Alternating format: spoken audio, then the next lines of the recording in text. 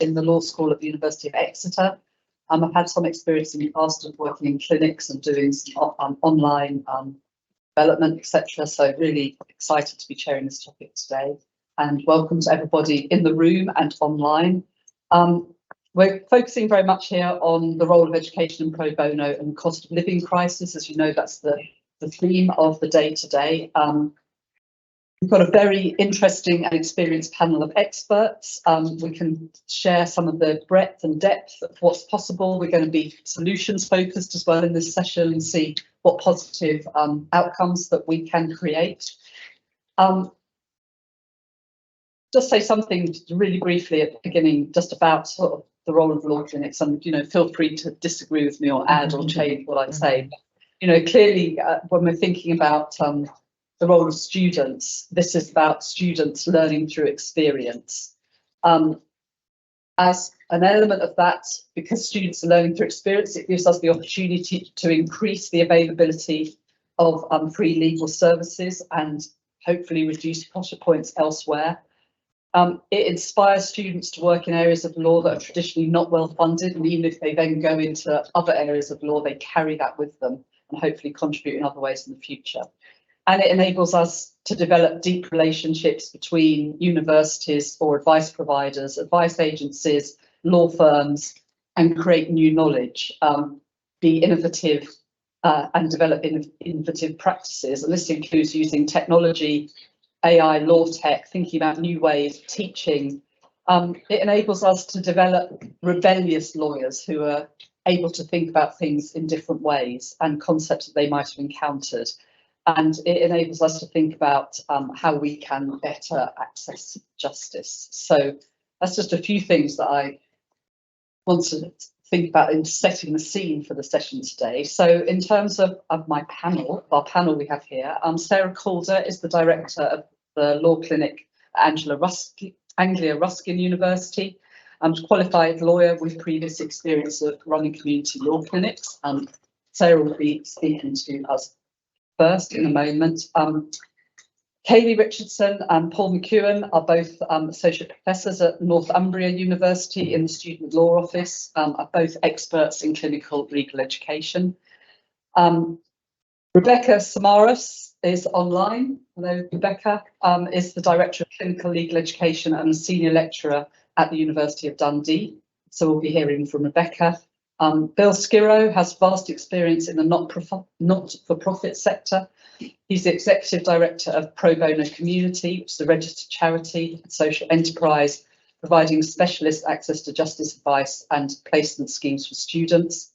And Eddie Coppinger, sitting next to me, is CEO of University House, provides specialist advice and partnerships with 24 international law firms, I read that, and works with volunteer law students using tech to support legal advice deserts. And that's certainly coming from Exeter, an area of great interest to me. So I'm going to start off handing over to Sarah just to give us an introduction, talk us a little bit about what is happening in your law centre, your law clinic at the moment, a little bit about what you're doing and some of the issues that you're currently facing. So Thank you, Sarah. Thank you. So as you said, I run the law clinic for Anglia Ruskin, and so we've got campuses in Cambridge and Chelmsford and Peterborough. So we're sort of covering East Anglia, which in itself is another desert for legal advice.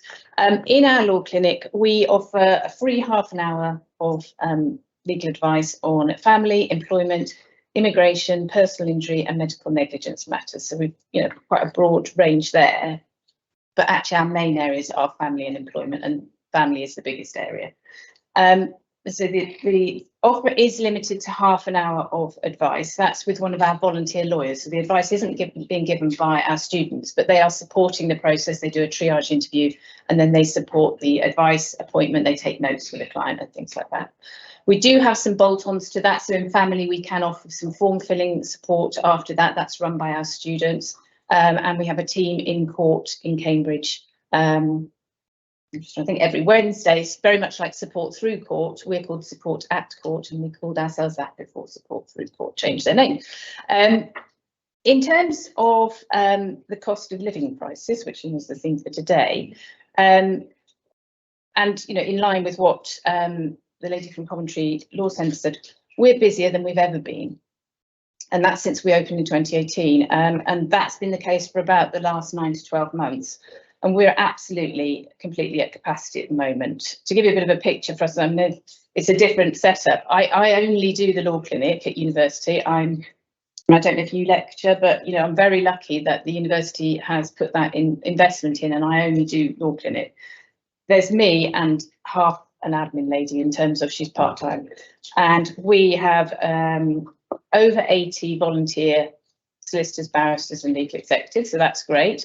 We have around about 50 student advisors. But like as of today, we have 60 live cases. And we will, of those, we will probably have 20 to 25 advice appointments every week. So that's the sort of level that we're going at. In total, we've now seen nearly 4,000 clients since we opened. The majority of those will be, I'm going to explain, we've sort of gone, obviously went completely online in COVID in a hybrid, and that's when we're seeing more people, because you can see more people that way. So to say, when COVID hit, we obviously went from completely in person to completely online. We did that within a week because, you know, it's like people were having more need than ever, so we've had to jump in and do that. And also for our students' sake, it was actually a nice way to keep them engaged. Now we run a hybrid service, but, you know, the majority of clients still are opting to receive their advice online. Obviously, it's more convenient and everything like that, but I think in no small part is due to the expense of travelling, parking, arranging childcare if you need to. All of those things are impacting on people actually coming in and getting advice. And in some cases, it would be better for them to come in because they're going to understand it more. They're not going to be hanging the washing up as they receive their advice, which we have things like that. You know, it's taking it seriously, and I think that would help. But we're in that situation. At least we can continue to advise people online. We are seeing an increase in stress and anxiety and other sort of mental health issues being disclosed by clients. And I think that sort of was reflected a little bit in what the Master of the Rolls said, you know, about the psychological impacts of the lack of access to getting legal advice. And I think, you know, it's a massive impact. I did speak to, excuse me, trainee GPs locally. There was about 50 trainee GPs who had already been seeing patients, and we were just saying what we offered in the law clinic, and they said, oh my god, that would be fantastic, because they're giving off the cuff legal advice to people because they're going in with unresolved legal issues. We are also, given that a lot of the work we do is family related, increasing issues on how couples can separate when there just isn't enough money to go around. You know, there's an increase in mortgage rates, the lack of private rental property, which again was alluded to earlier. It means if you do separate, where's everybody going to go? And trying to sort of help people with that, and the increase in debt. So when you are separating, how does that get split out between a couple? And so we are also, you know, we've talked about the most destitute in society, and we are also seeing an increase in what you might call the squeezed middle. But I would say that these clients definitely don't see themselves as being even moderately well off. But, you know, in terms of being destitute, not destitute, that they would sort of class themselves and they'd be accessing our services for free because they just feel they can't actually afford it. It's kind of asset rich but cash poor, which makes it very difficult for them to access legal advice, especially in terms of legal aid with family law cases. Even if you are a victim of domestic abuse, if you technically own a house, you can't then get legal aid. So it's a really tricky one for them. And with the mention of 7.3 million people or households going without the essentials, I mean, legal advice isn't an essential when you're looking at turning your fridge on or whatever. It's just not going to come into the realms of what you're going to spend money on. On the employment side, we're seeing a marked increase in inquiries relating to unpaid wages, withheld holiday pay, things like that, 0 hours contract issues. So we are seeing more of that than we've ever seen before. In terms of the advice that we can actually offer, so it is limited to half an hour of advice. The idea behind that is to enable people to take the next steps themselves, and quite often they can. As I said, we're very lucky to have over 80 lawyers volunteering with us, but you know, it has become more difficult to get them to cover appointments with us because they're under increasing pressure in their paid work as vacancies aren't being filled because, you know, cost of living, firms trying to make ends meet and things like that. They're not getting the opportunity within their working day to actually help us. So that's been a bit of a challenge as well. In terms of technology and our use of it, I mean, that's for us, it's just Zoom, because we do all of our online stuff on Zoom. But since we opened, we've seen clear benefits to students of this sort of experiential skills development. I mean, it's massive. More than ever, we're seeing our law clinic students actually moving into what were training contracts, but it's now some form of training because of the experience that they've had in the law clinic. They can hit the ground running when they get into a law firm. They're doing something very similar. They're used to dealing with the public who are approaching us with legal issues. And as I said, when COVID hit, we went from all in person to all online. The advantage of this is that we could keep our law clinic students very engaged with the university throughout that difficult period. So it was really nice to keep them in touch with us and doing something meaningful. And we could provide them with really valuable real life work experience at a time when they couldn't get it anywhere else. So there were some clear advantages to that.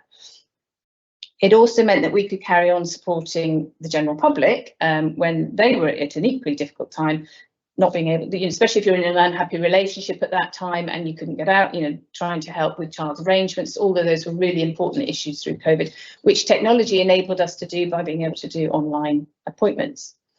Now we've got our hybrid service. So not only does it allow clients to access us that might not be able to, can come in, but it also means that our students who might have significant work or caring responsibilities, they can still get valuable work experience, and it would be very difficult for them to do it otherwise if they had to turn up to an office or something like that.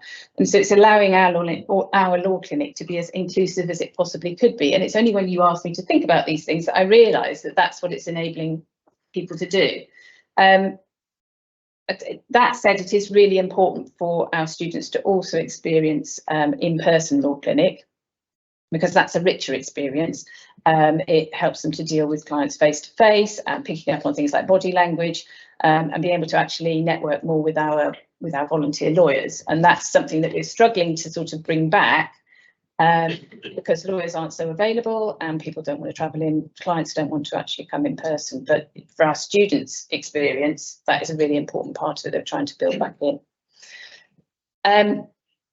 It does become, doing the in-person does become a little bit of a problem for our students who do have to work to fund themselves through their law degrees. That said, it hasn't probably impacted us at Anglia Ruskin as much as some places.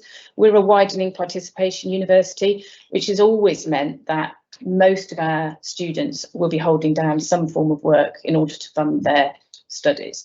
But we have seen an increase in those jobs being more full-time and demanding. I mean, we have students who volunteer in law clinic who also have 35-hour management roles in retail. So I don't know how they do it, but there we go. And I do think that's a concern, because we're seeing our students struggling to juggle everything. But finances will always win out, so they'll keep the job and they'll give up law clinic if needs be, which is a real shame, because the end goal is obviously getting a job in the profession, and it really does help if they can get the work experience. Just to finish, drivers, because you've mentioned drivers for development in education and pro bono. For us, I think we're really keen to develop a public legal education programme to address some of the misunderstandings and the disinformation out there, especially in relation to family law. We'll be looking at things around cohabitation. An interesting one, active divorce, we're calling it, because we've had most recently a client saying, having had all of the divorce process set out to them, how much the fees would be. He said, "Oh, I think I'll just wait for the 7 years and be automatically divorced." We forget that from. But that's the stuff that people come to us saying they think is the law is really worrying. And I think that if we could get out there and start doing some basic public legal education, it would really, really help, and around sort of child's arrangements and parental responsibility. I think that's pretty much what I wanted to cover. Thank you so much, Sarah. Okay. Let's move from East Anglia, race up north a bit further, and go to Kayleigh and Paul to talk about Northumbria, what you do at Northumbria. Yes, so we're both from Northumbria University, and we're both previously directors of the Student Law Office, our legal clinic. Paul's now Director of Education in the law school, and I'm head of our law apprentices. But experiential learning is embedded within our university strategy, so it's something that's really important to us personally, but it's also really important to the university. So I'll start by just giving you a bit of an overview of what we do at the Student Law Office at Northumbria. So we're one of the longest running and one of the largest law clinics in the UK.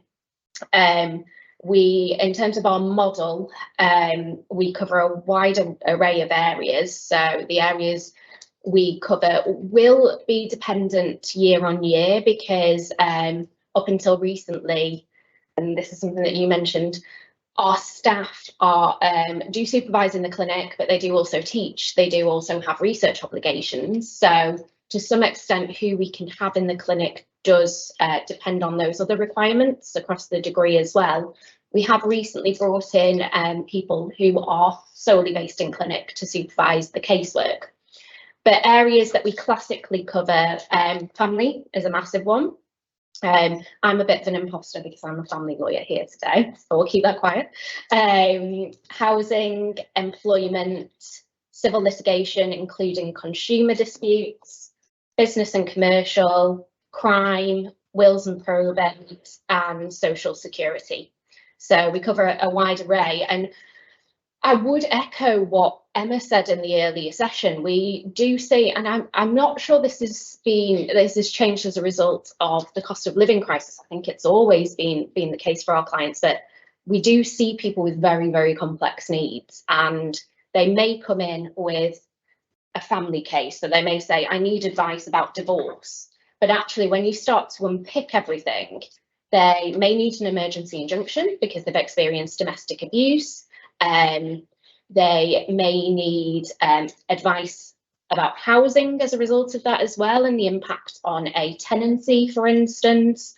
They may need welfare benefits advice as well. They may need a change to their will as a result of their divorce.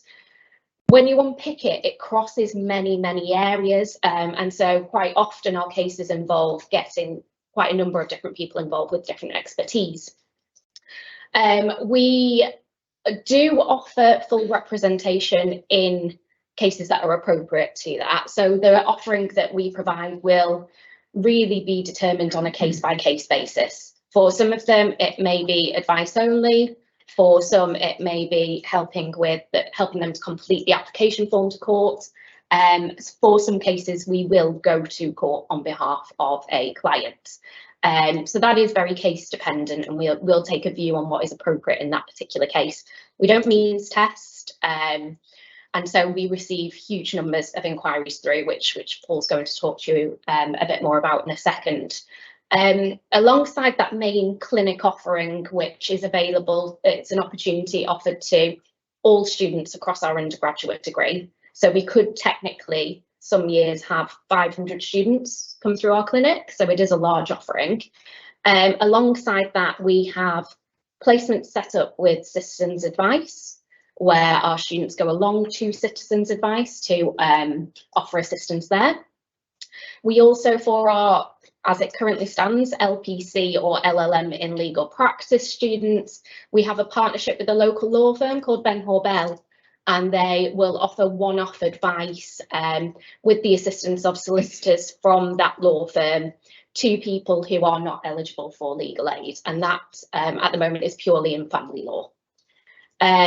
We also have modules like street law, where students go out and help with public legal education initiatives.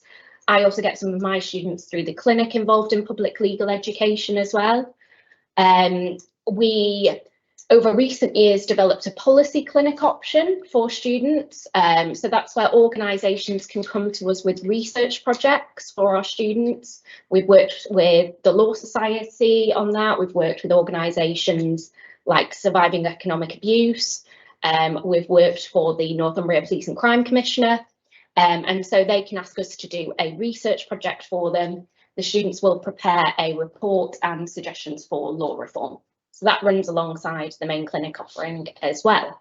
That overall is our clinical or experiential offering at Northumbria Law School, but I'll hand over to Paul, who's going to talk a little bit more about the cost of living crisis. Thanks, Kayleigh. So yes, the cost of living crisis, got asked the impact of the cost of living crisis on our clinic. And in terms of our clients, actually, it's not a significant impact at all. In our cases, our inquiries have remained consistent. We have 900 to 1,000 inquiries per year of people seeking assistance, and that has remained the same. Now, we can speculate on the reasons why that is. I won't do that today. I don't think it is necessary to speculate, because at the end of the day, in terms of the clinic, we can handle about 200 cases per year. Okay, so in terms of going out and generating more inquiries, it's fairly irrelevant, because actually what we can do is, because of the resources that we've got, it is limited. Is we can handle about 200 cases per year, and that ranges from advice only to full representation in certain situations. Where the cost of living crisis has actually impacted, and Sarah mentioned this as well, is at Northumbria, about 40% of our students are from non-traditional university backgrounds.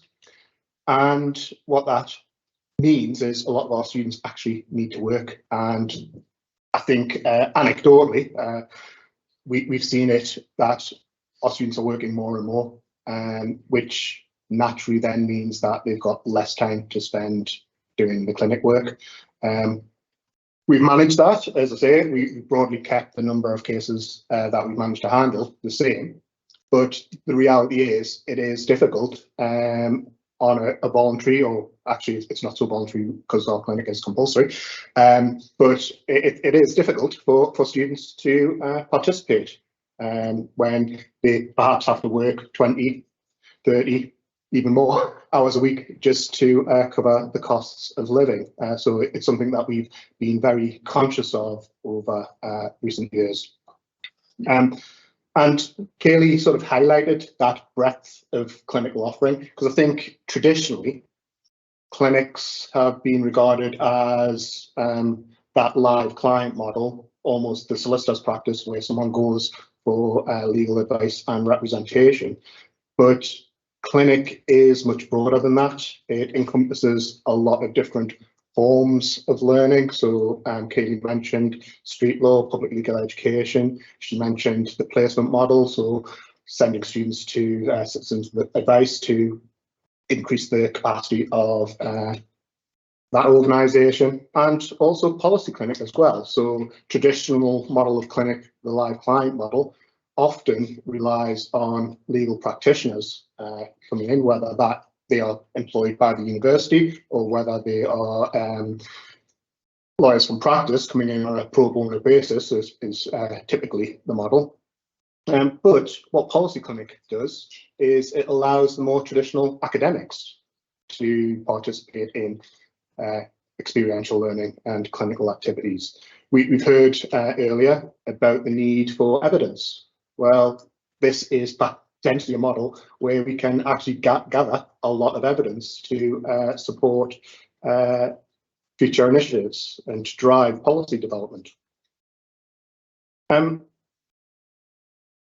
terms of the cases that we don't help because we don't have capacity, we are conscious that we can send people off and there's nowhere else to go. Usually people are coming to a university law clinic because that's the last resort. They've been everywhere else.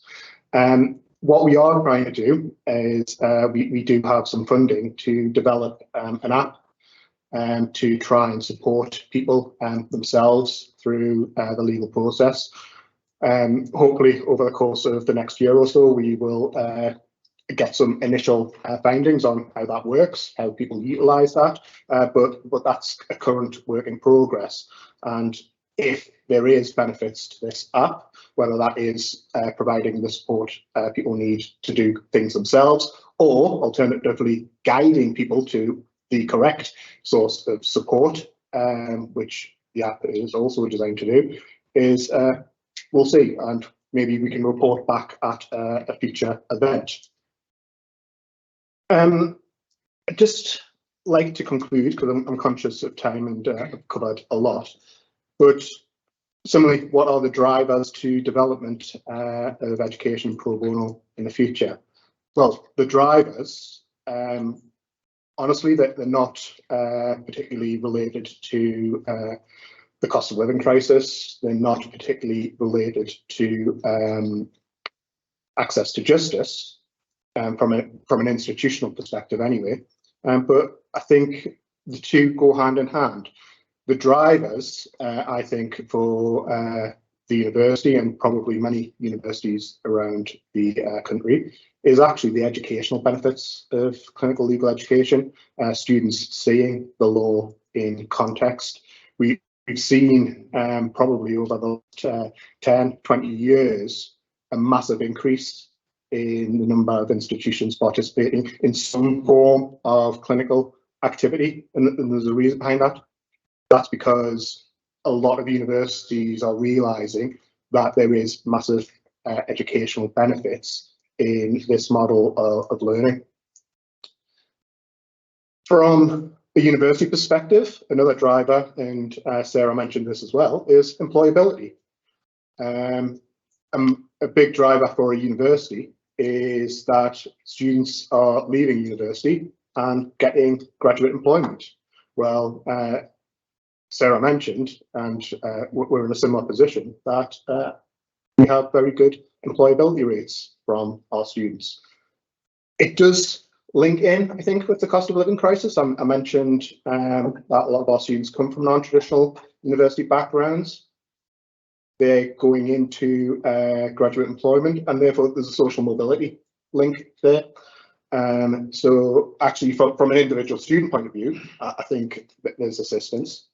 But also just because of the benefits of clinical legal education, the benefits of pro bono, the encouragement for more universities to undertake these programs, naturally what's going to happen is as more projects develop, as more universities participate, that goes hand in hand. It increases capacity in itself.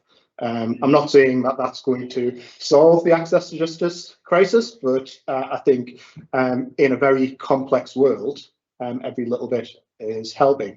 I think if we use the analogy of Formula One car, is they make a tenth of a second adjustment there, a tenth of a second adjustment over there, and all these little adjustments add up. And I think that's the way to approach things, is adjustments here and there to help the overall picture. There is, and a little bit of an elephant in the room, but the changes to legal qualification, the solicitor's qualifying exam, and in particular qualifying work experience. Again, there's a lot of incentive to participate in clinic and pro bono because it counts if you're doing the right sort of pro bono work towards qualifying work experience. I think there's a lot of debate amongst academia and the profession about that, but on a very simple level, it is a factor to take into account. Kayleigh mentioned that she's the director of apprenticeships within the law school, so I'll just hand it back to Kayleigh to take the last point. Yeah, so I just wanted to briefly mention apprenticeships because this is where we're experiencing students that are taking up lots of part-time work to be able to afford to continue with education, and that can have an impact on their ability to participate in some of these things.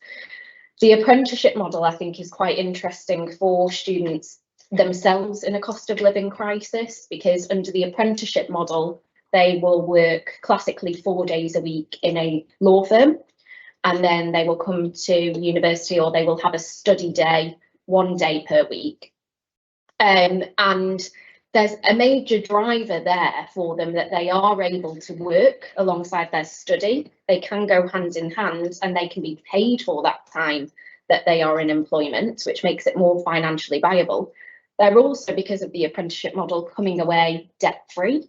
which obviously is a massive incentive, and it is opening doors for people that maybe wouldn't be able to contemplate going to university at the moment financially.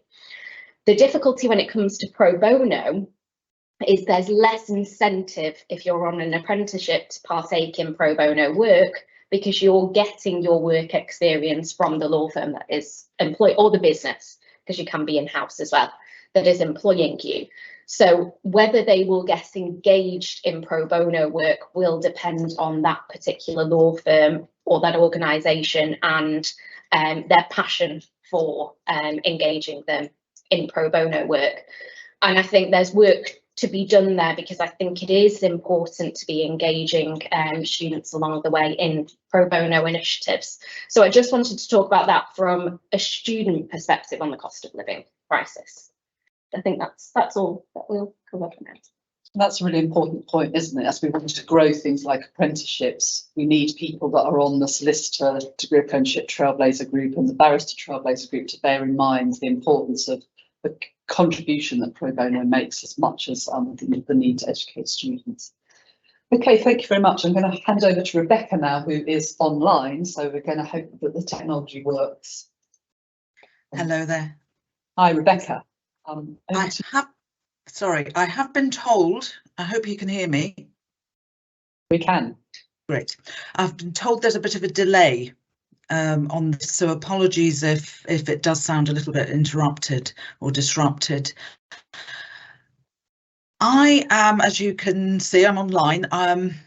The beauty of online, we all complain about it in many ways, but at least I can be online with you, and I apologise for not being able to be with you in person today. But I'm actually developing and launching a new law clinic, in fact, in Dundee in Scotland here, after spending working at Edinburgh University, where I ran its law clinic and the projects that came out from that, the different clinics there. So I've got it's quite interesting, very exciting, but also very daunting, because there may be some of you there who have moved from one city to another. I have done that before, and I've moved from one law clinic to another, but I've never been in the situation where I've had to establish and launch a new law clinic in a city that I didn't really know very well. I've been there for about 7 months, and I am now at the stage of, we're pretty much launching in the next few weeks. We've got a logo anyway, and I've got an email address, but which I think is pretty well, I'm doing quite well there. But for those of you who also know what it takes to set up a law clinic, whatever way you set it up, because as Paul has already told you, there's so many different ways of having of doing work within a clinic. One of the things I've had to really ensure is that it's set up so that it's sustainable, and it's the sustainability side that has driven me to take this length of time in setting something up, because I want it to last. And I'm not going to go so much into the clinical legal education side of things, because Paul's covered that beautifully. Thank you. Thank you very much, Paul. It's been absolutely fantastic. And as those of you who know, those of you within clinics are all members of clinical legal education organisation, CLEO. I'm a member, and I'm also a trustee, so I don't want to talk so much about that, but I agree with everything that Paul has said with that. But what I do want to tell you a little bit about is some of the issues that I've already found in trying to establish a new clinic in a new city, where I knew there were areas that would be quite distinct and very different from Edinburgh. So I'll just touch on that for a few minutes rather than take up too much time, because I do want to leave some time here for some questions as well, of which I have some too, so I hope you don't mind that. But the first thing I would just want to say here is that my role came up because the students led a campaign at the university. There used to be a law clinic at Dundee up until about 7 years ago, and in fact some of you knew the then student Eamon Keane, who originally set that up, but unfortunately that didn't continue, and that was because he moved on and there was no one really to take it over and sustain it. And that's why sustainability here is really key for me, because you have to have a succession plan. It has, before you can grow, you have to have your foundation set.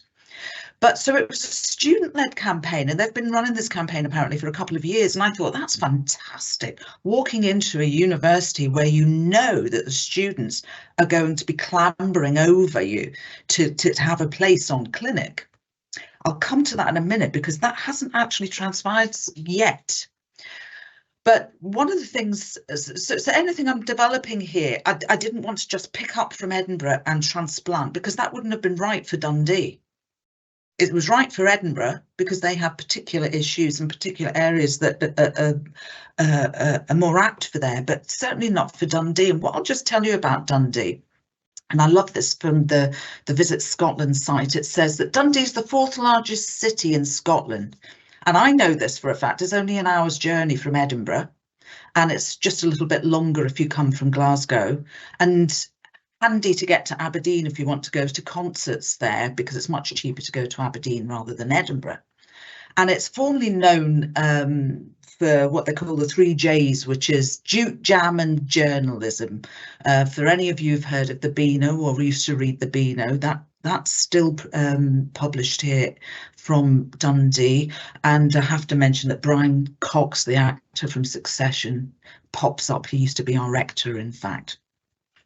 But one thing, and it's a tremendous city if you've never been to it. And when you first come in, you see this amazing transformed waterfront. It's been fully redeveloped in the same way, a smaller way, that Liverpool was redeveloped after the riots in the 80s, for those of you who remember it, which I do because I was living there at the time. And you've got all these wonderful attractions at the waterfront. As you do in many of the cities, you come and you go, wow, what a cracking place. But what isn't advertised is that it was also the first area in Scotland that declared a cost of living emergency in 2022. And the very first thing I discovered on my first day walking into the university, those 7 months ago, was a proliferation along the Perth Road, which is the main road into the city centre, of food banks and clothes banks. And I thought, crikey, what am I walking into here? There's lots of them in Edinburgh as well, but they're less obvious. Probably because Edinburgh's so much bigger and the location of these places was less obvious. But Dundee's a much smaller city. There's only about 150,000 people live in Dundee. So everything is concentrated into a much smaller area. And it was very obvious there. And what I found out firstly was that students were using these food banks. Students are getting their clothes from the clothes banks and the many charity shops that are also on the main road here. So I started to think, what am I going to develop? Before I develop anything, I need to speak to my students, speak to the university, speak to the local area. What is it here that will really benefit and make it distinct to Dundee? But always with the caveat that this was an educational process too for our law students. That's why I've been employed by the university.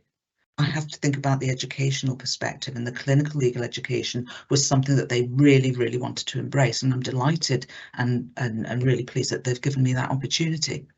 But what I want to just mention, the sorts of things that have come out of this, is what is developing, because we haven't actually launched, but we will be shortly. What are we actually developing? Well, after speaking to, there are 2 law centres in the area. There's one called Dundee Law Centre, aptly named, obviously, in the centre of Dundee, focusing on, strangely, but not surprisingly, housing, debt, benefits and disabilities. Why those areas? Well, what they're finding is they'll have people with many complex needs who will come in with a benefits issue, but it's only once they actually start looking at that they discover, well, actually, the benefits issue could have been prevented if you'd been here earlier. We could have helped you with your disability or your debt issues or your housing issues. So they look at things from a holistic approach with their clients. So when a client comes in, it's usually not just one thing that they're dealing with. They do things holistically.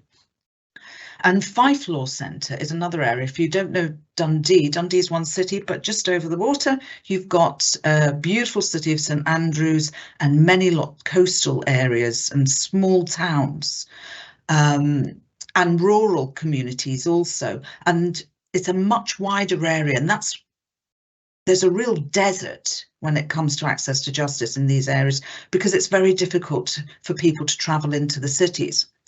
And Fife Law Centre is another area, and what they do is they do a lot of outreach work. So they actually go to the communities and do a lot of advice clinics within those communities rather than ask people to come to them, because for the reasons that we've already heard. So the first thing I decided we should be doing is to work with these two law centres who are desperately short of resources, desperately short of staff, and more than happy to have our law students working either with them in place. Am I going over time here? I know I probably am. Or to for us to develop some outreach partnerships, and that's what we are actually going to do.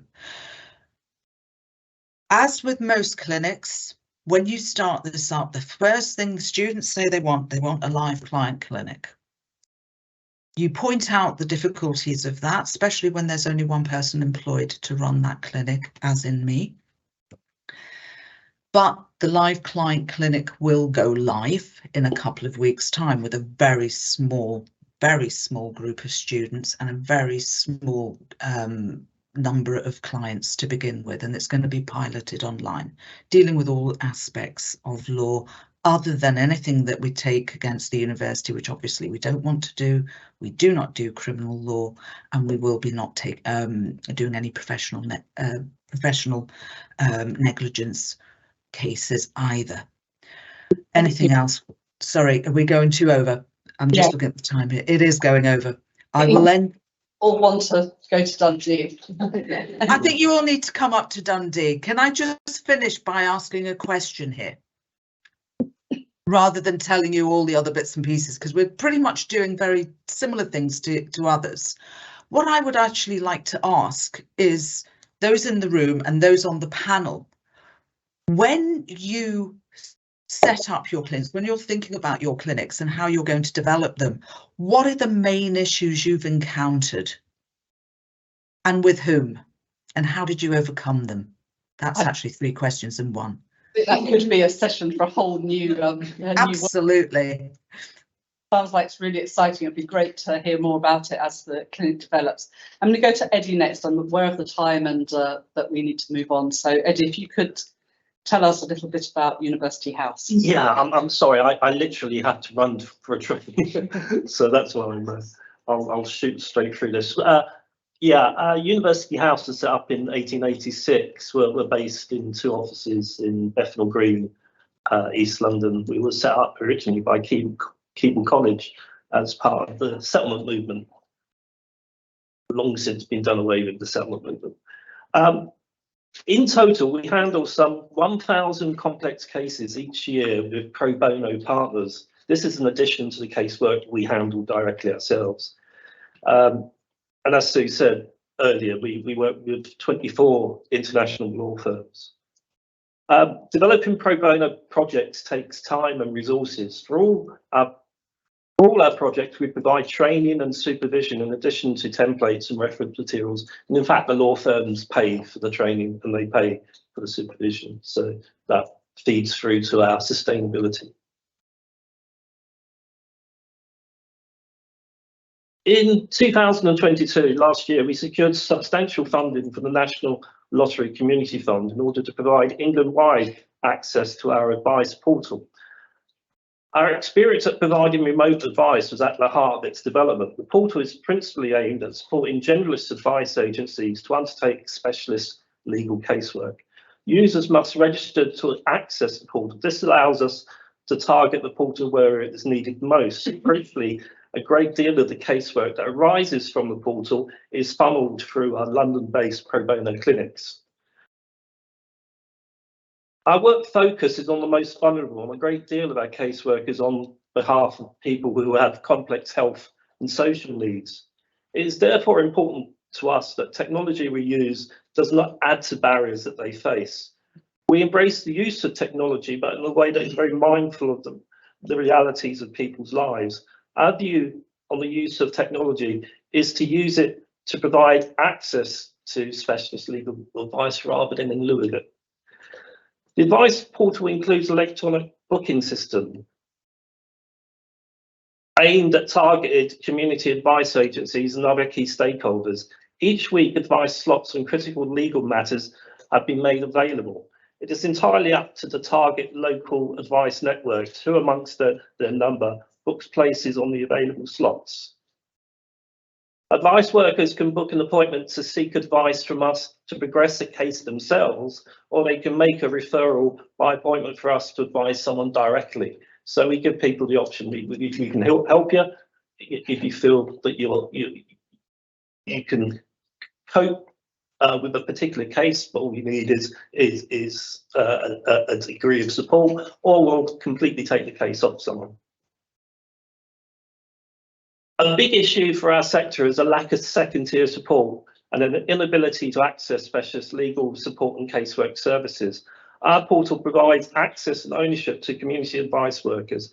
This is a radical model which aims to define a new model of advice and advocacy provision during these challenging times. Through the portal, community advice workers are also able to access self-help information and professional development support.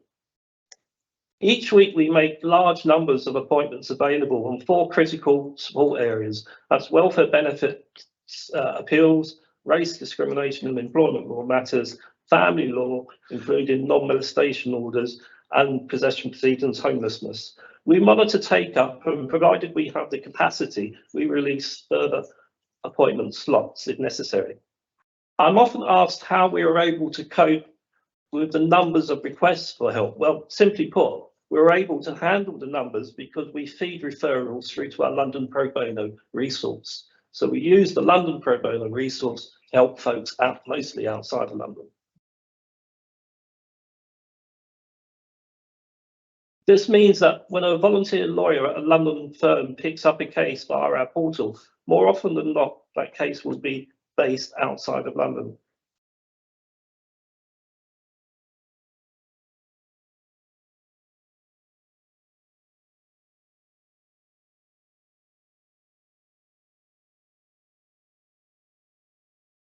The key theme throughout our work is our focus on helping address the skills deficit in our sector and our commitment to helping train a new generation of social welfare lawyers.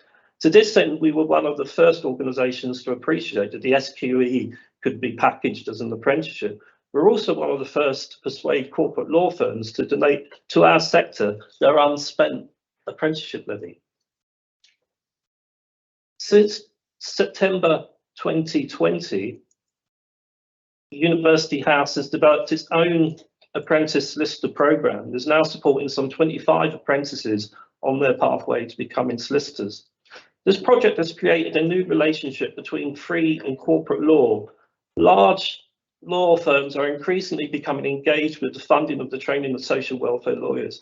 Going forward, this has the potential for the funding of the training of social welfare lawyers from the Department of Education in a similar way that Teach First is funded. Really interesting new models and sort of different approach. Thank you very much, Eddie. And finally, Bill. Okay, well, another new. Looks like I've drawn the short straw, or maybe you have. I was allocated 5 minutes. I'll try and do it in 2. I think we finish at 10 past. Yeah, we've got lunch afterwards, so feel free to. Okay. Well, very briefly, Pro Bono Community trains lawyers as students prior to in social welfare law and practical skills around legal advice, prior to then placing them as volunteers at advice agencies. The training programs that we provide vary dramatically in format, duration, content, whether they have exams or not.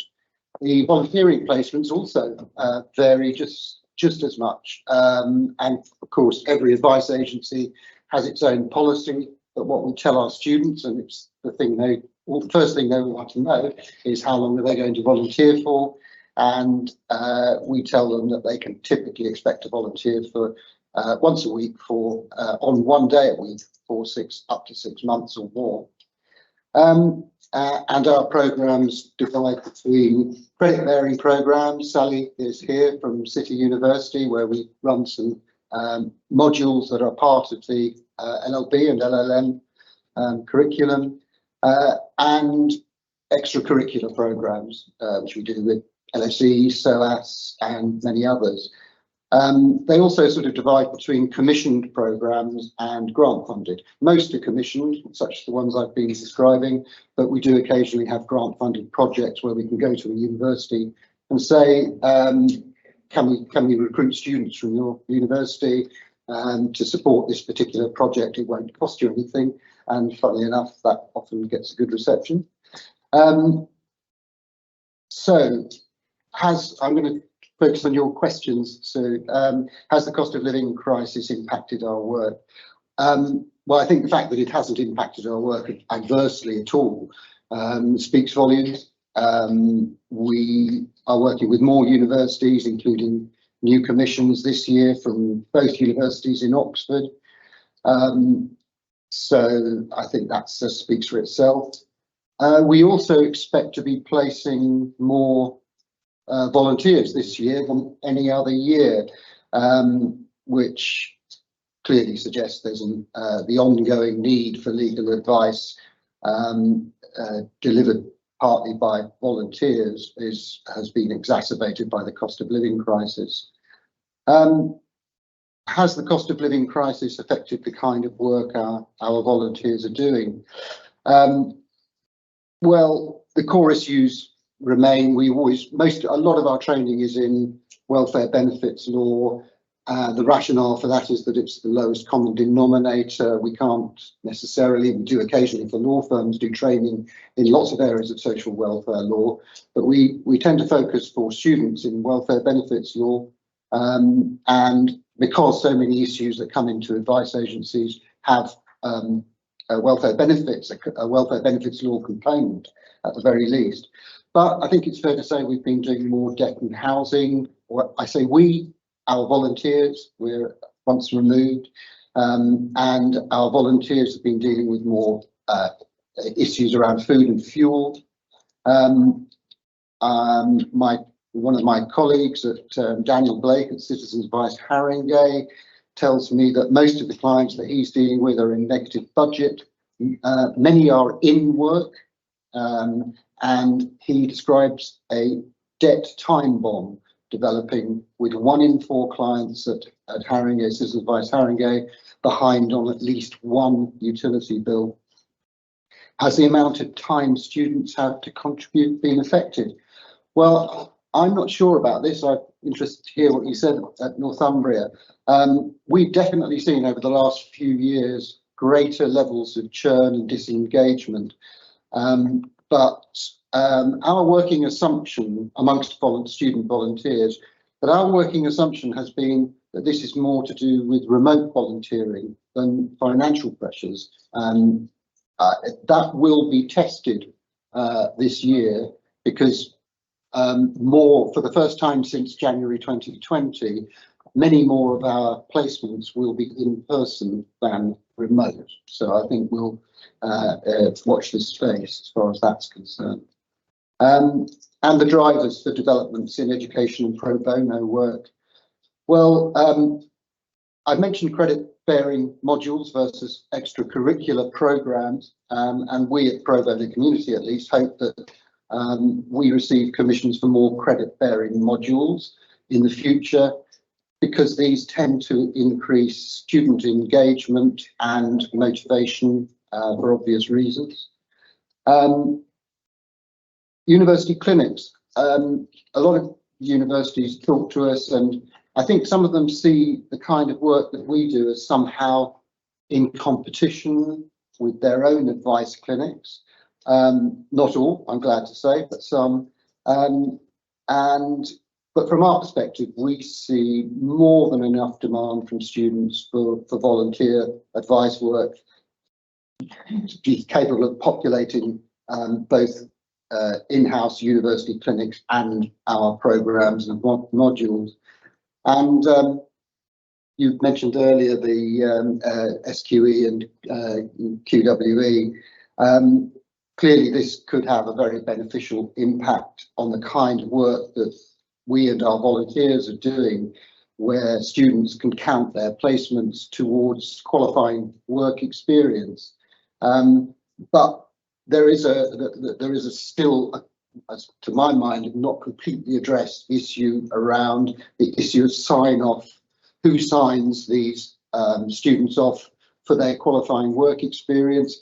Not all advice agencies employ lawyers. So what routes are there to allow universities perhaps to sign off their students? Are they prepared to? Are they willing to do that? And that would be another area. Lots of new and developing questions as well. Thank you very much to everyone on the panel. I think we've had quite a rich discussion there, and we've taken some time to look at various different examples. I've literally got a couple of minutes. Is there, I'd like maybe to ask the audience if you have any questions do you want to put your hands up? We might have time for one or two, and then over lunch, obviously, we'll be available for further conversation about this. Hello, I'm Judy Gibson, a district judge in Hereford and Worcester, and the local Ruskin University liaison judge. And you've all talked about the importance of the relationship that you have with law firms. I'm just interested to know whether you have a partnership with your local courts. If so, what the value of that is, and how easy you found it to get in contact with the local court to try and establish that partnership. Good start. No, that's okay. So yes, we do have a relationship with the Civil and Family Courts in Newcastle. The relationship is very long-standing, as say Northumbria has a long-standing clinic, but it really developed probably about 10, 11 years ago at one of the earlier so just scandal forums, when I happened to be on a panel with the personal support unit, as was support through court now. And at the time, they wanted to come to Newcastle.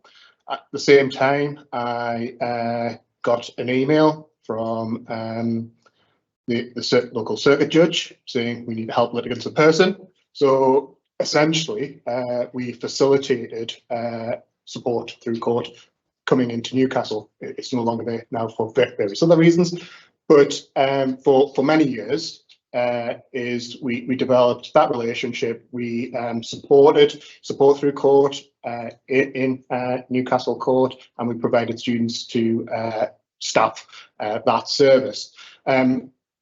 Say for other reasons that relationship no longer exists, which I won't go into now, but Kayliegh has actually taken more of a lead now on the family side, so Kayliegh can probably... Yeah, we're exploring, I won't take up too much time because I want others to be able to answer as well, but we're exploring a project at the moment with the local family court to work in tandem with them and to take some of the pressure off some of their support staff at the court in terms of litigants in person who are going through the court process, and our students helping to prepare them for what to expect. Because at the moment it's quite often the support staff at the court that are having to give tours of the court facilities to explain how it all works. And so we're exploring opportunities for our students to take some of that burden, and they're really open to that, and we've had some really fruitful discussions with them. We're also developing some family law logs as well, which are designed to guide people through what to expect from that court process.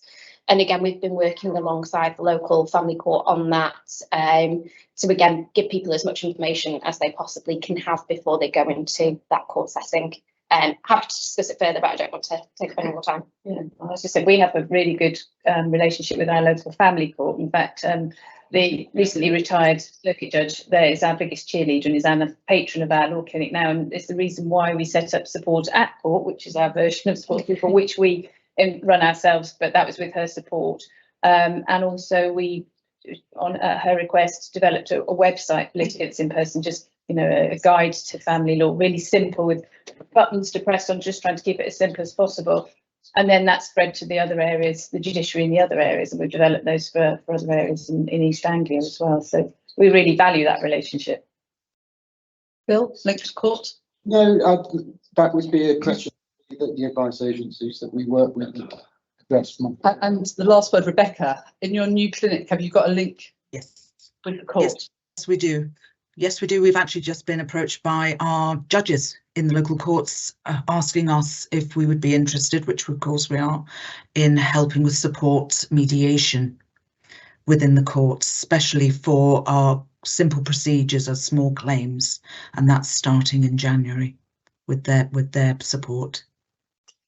Okay, thank you. Can I thank everybody for attending today and ask you to, if you could thank our panel.